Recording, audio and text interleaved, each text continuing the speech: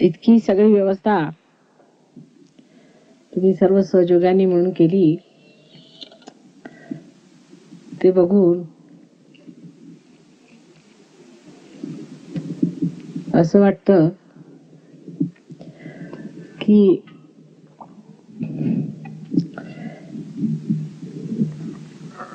पुण्याला राहण्याचं जे आम्ही निश्चित केलं होतं त्याला काहीतरी विशेष प्रेमाचं कारण असायला पाहिजे.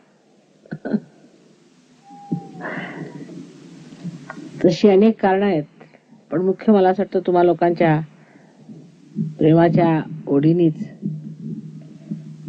या पुण्यनगरीत वास्तव करण्याचं आम्ही ठरवलेलं आहे.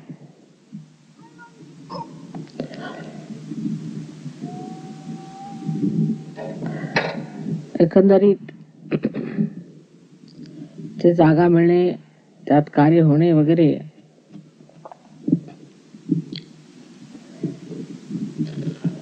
म्हणजे एक विशेषच घटना आहे. पण मुख्य म्हणजे पुण्याला अत्यंत पुण्याईचा साचा आहे, साठा आहे त्याचा आणि साचा पण आहे.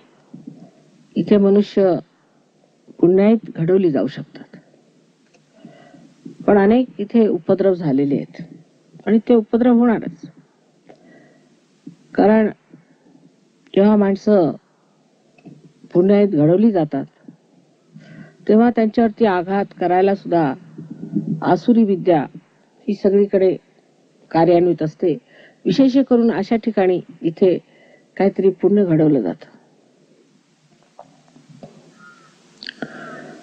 तेव्हा आपण आणखीन सचोटीने, आणखीन सतर्कतेने, काळजीपूर्वक सहयोग साधला पाहिजे. आणि पुणे हे महाराष्ट्राचं ब्रीद आहे. इतकंच नव्हे की पुण्य आहे, पण हे ब्रीद आहे. आणि ह्या ब्रीदामध्ये जर का चैतन्य फुंकलं गेलं तर आपल्या संबंध महाराष्ट्रात त्याचा परिणाम आल्याशिवाय राहणार नाही. तेव्हा तुम्हा सर्वांची यामध्ये मला मदत पाहिजे. सर्वप्रथम हे लक्षात ठेवलं पाहिजे की घर बांधणं वगैरे काही विशेष महत्वाचं नाही आहे आणि ते सोपं काम आहे.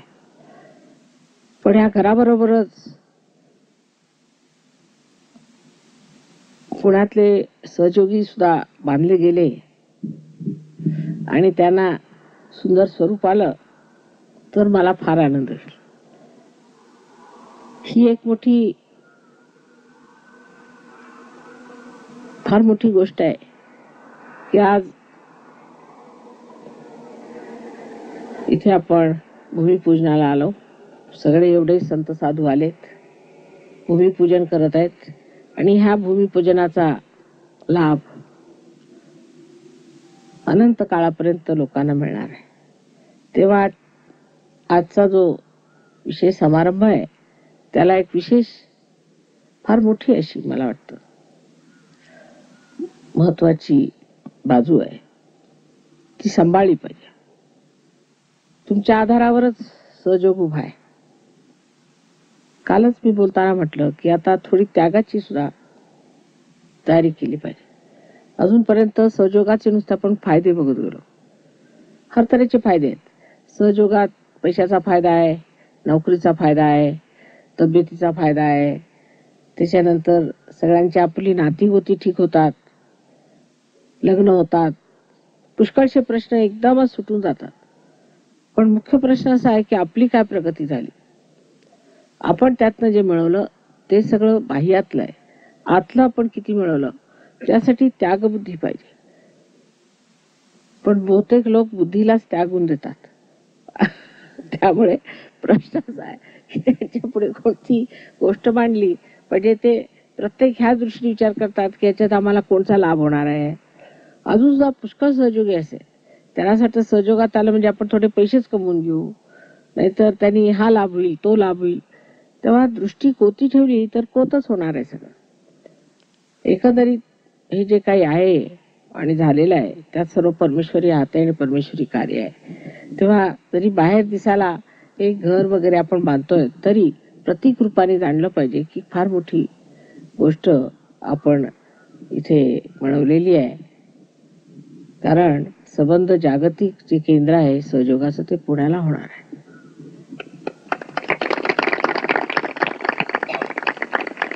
पण त्याच्याच बरोबर दांभिक लोक, ढोंगी लोक किंवा असे लोक जे सहयोगामध्ये नुसते सहयोगाच्या लाभार्थी येतात, त्याला आपण म्हणू कामार्थी लोक, अशा लोकांचा मात्र तुम्ही जरा विचार ठेवला पाहिजे आणि अशा लोकांना दूर ठेवलं पाहिजे. हळूहळू ही चांगली मंडळी आहेत ती किती कशी असली तरी स्वच्छ होऊन सहयोगाला पात्र होती. पण अशी मंडळी जी मनातनं वाईट आणि मनातनं इतर विचार घेऊन येतात, अशा मंडळींना काही आपण करू शकत नाही. तेव्हा अशा मंडळींना बाहेरच ठेवलेलं बरं आणि त्यांना स्पष्ट सांगावं की आमच्याच्यानी हे होऊ शकत नाही. ह्या उपरांत आता माझं वास्तव इथे राहणारच आहे, मी राहणारच इथे आणि सगळे सहयोगाचं कार्य होणार आहे.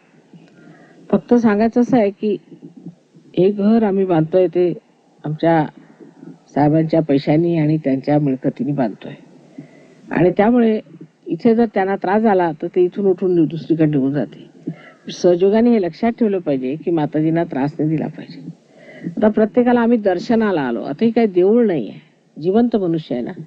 प्रत्येकाचं नुसतं एक दर्शन घेऊ द्या, वाटेल तेव्हा पोचायचं. मी मुद्दामून दर्शनाला आलो, सकाळी 6ला पोचले का हो कसं काय, अहो मी मुद्दामून दर्शनाला आलो माताजींच्या. आता माताजींनी तिथे काय देवळात बसलेल्या आहेत, जो आला तो त्याला दर्शन. पण देवळात सुद्धा प्रत्येकाला दर्शन कसं मिळतं गेल्याबरोबर? मग तो हट्ट करायचा आम्ही इतक्याने आलो, तुम्ही आम्हाला दर्शन देत नाही, अमकं नाही, तुम्ही असे तसे. तर हा प्रकार गेला पाहिजे. हे फारच अगदी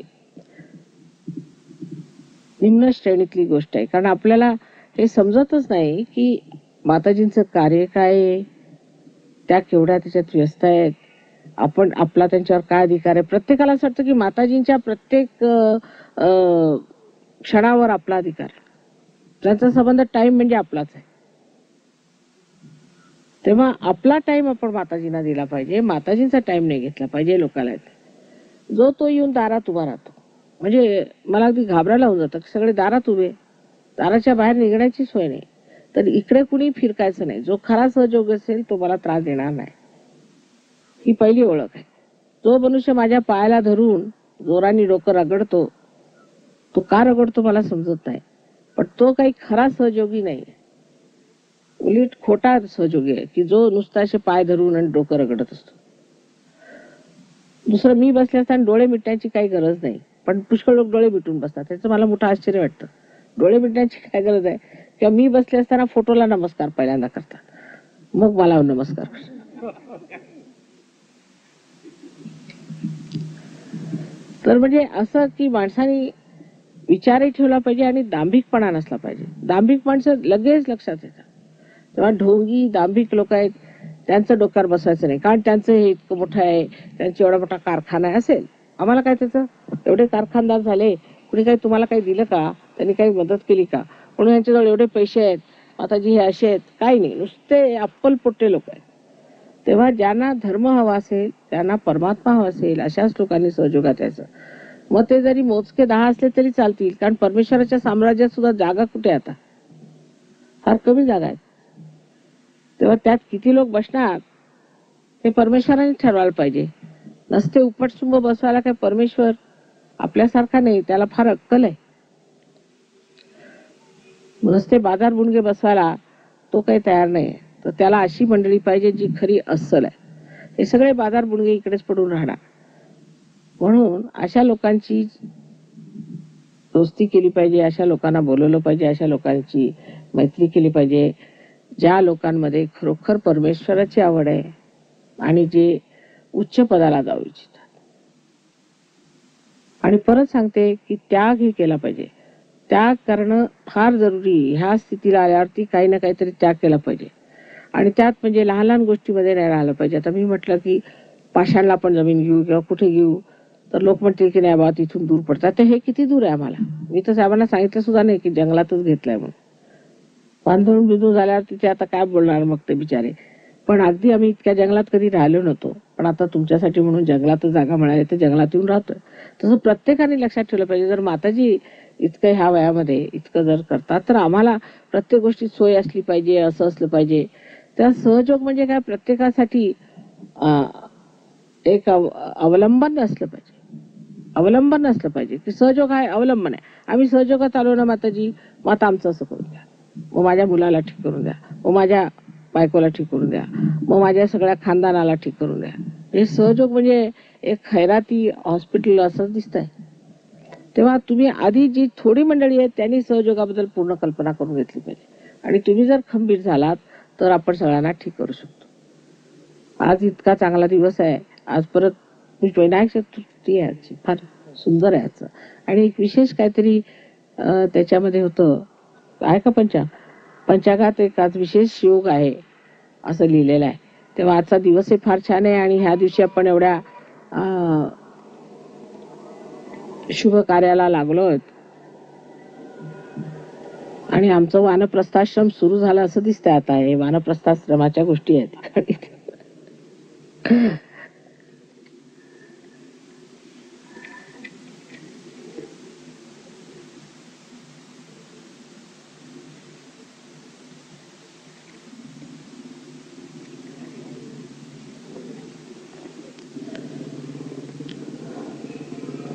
मार्ग पुण्यकाल, मार्ग पुण्यकाल,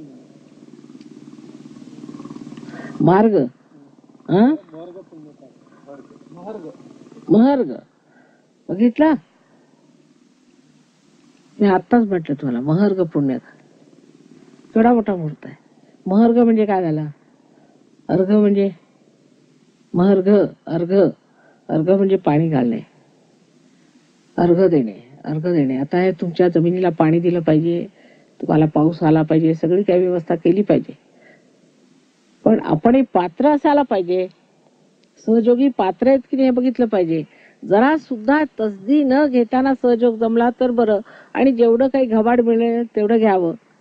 आज फार मोठं आहे बघा, महर्ग पुण्य आहे आज, मी आधी सांगितलं होतं आपल्याला.